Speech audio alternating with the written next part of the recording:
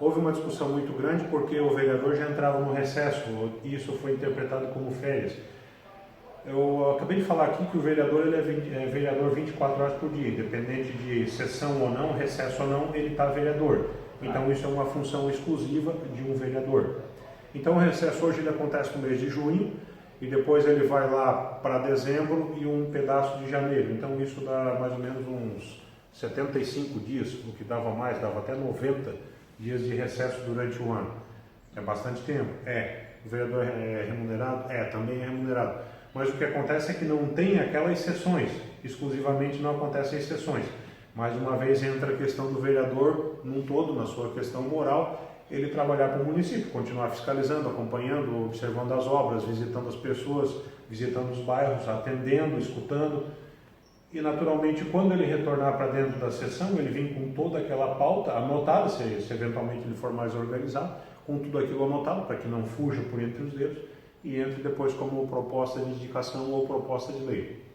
Então o recesso, ele é única e exclusivamente não aquelas sessões da Câmara de Vereadores, mas ele continua legislando normalmente como um vereador. Mas isso que tu comenta, na prática acontece durante esse período que é chamado de recesso, de fato ele se informar, buscar informações para trabalhar as leis depois?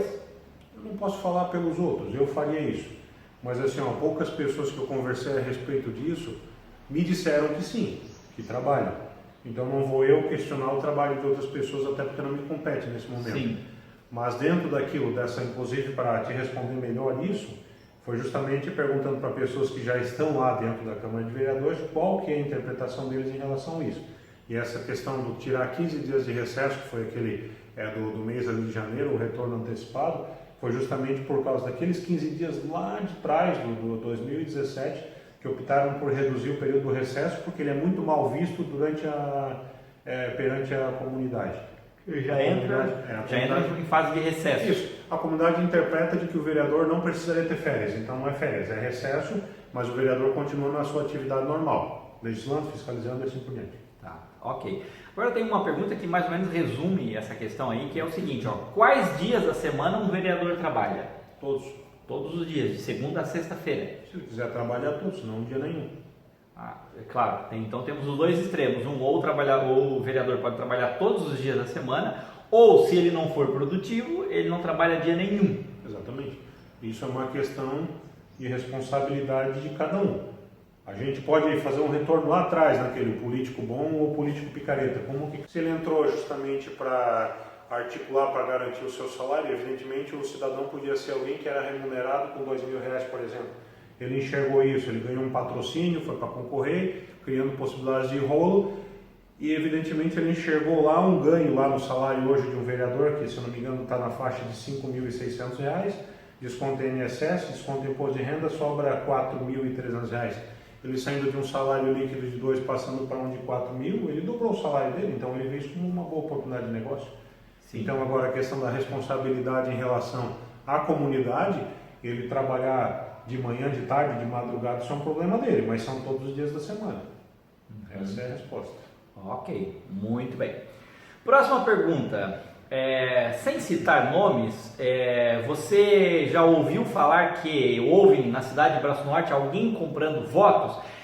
Eu trago essa questão porque a gente precisa discutir isso e que o cidadão, o eleitor, ele possa começar a pensar sobre isso, porque há um envolvimento entre o político e o eleitor. A corrupção não é de mão única, ela é de mão dupla. Então, a gente precisa discutir esse tema. O que tu tens a dizer nesse sentido?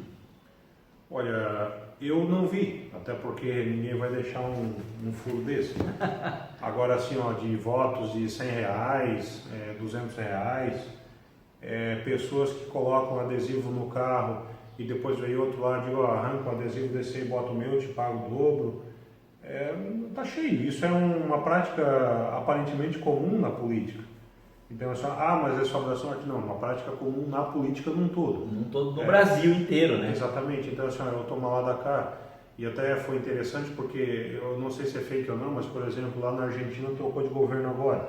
Aí eu vi um vídeo onde havia um candidato lá que ele mandou via correio cartas pedindo voto e uma nota de dinheiro dentro. Então, assim, me falaram, como eu estou dizendo, eu não estou afirmando porque eu não vi, me falaram que haviam candidatos que com um santinho uma notinha de 50 pila dobrada no meio. Não vi. Uma pessoa, durante essas últimas eleições agora para deputado, uma pessoa me ligou, tu vem para cá correndo que tem uma compra de voto acontecendo aqui perto do Educandário. Filmasse? Não. Tu visse? Vi, eu vi trocando, vi dando dinheiro. Chamasse a polícia? Não. Então, lamento, não vai acontecer nada.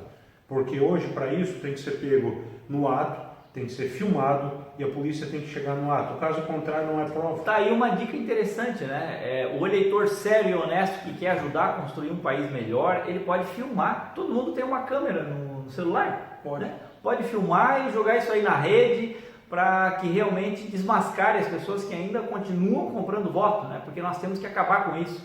E o que significa compra de voto? Ela envolve necessariamente dinheiro e assim, o candidato oferece dinheiro em troca de voto? É só isso ou tem mais alguma coisa? Que outras possibilidades tem de compra e venda de voto? Dinheiro, troca de favor, sabe, toma lá da cá. Então, assim, a compra de voto ela pode ser difusa, não necessariamente dinheiro na hora ali, mas trocando em dinheiro depois, num determinado período.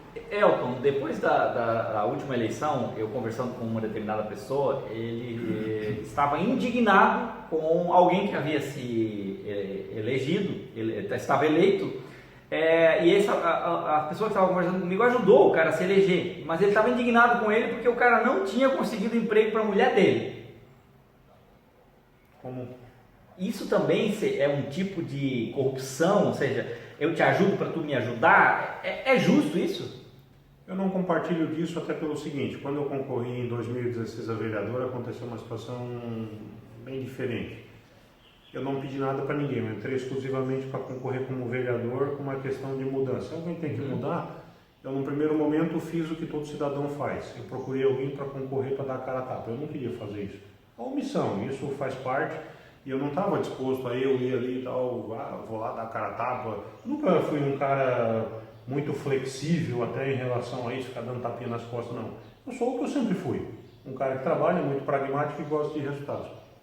Mas quando eu conversei com determinadas pessoas, principalmente liderança, amigo, vem cá, vamos trabalhar, pode ir candidato, eu te ajudo, vamos pedir voto, vamos cair na estrada.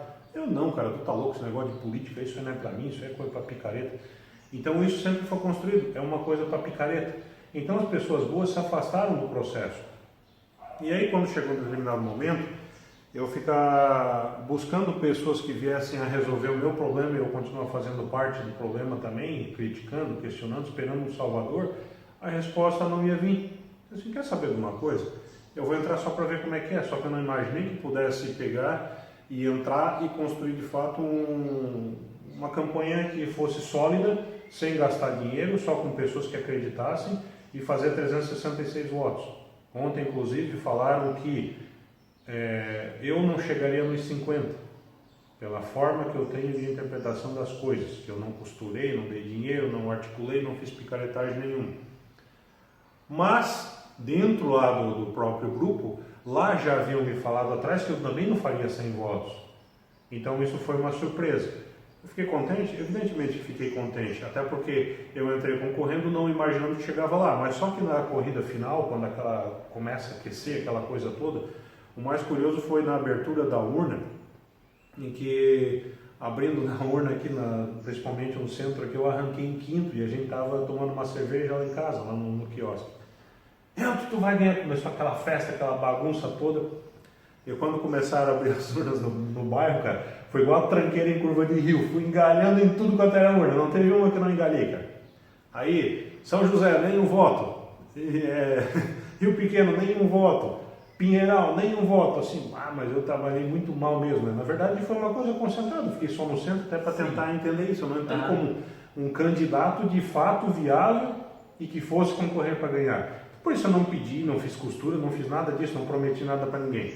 Aí num dia, numa dessas reuniões para suplente de vereador, isso foi um compromisso do partido, por uma questão assim, o conjunto todo construiu para que se colocasse pessoas do PSD dentro desse contexto. A mesma coisa aconteceu com o MDB, com outros partidos. A questão da honra daí do partido para o suplente aconteceu dentro do PSD, por isso até eu assumi 2 vezes, outros candidatos assumiram 1 ou 2 vezes também, e o partido honrou com aquilo que tinha prometido lá atrás. Mas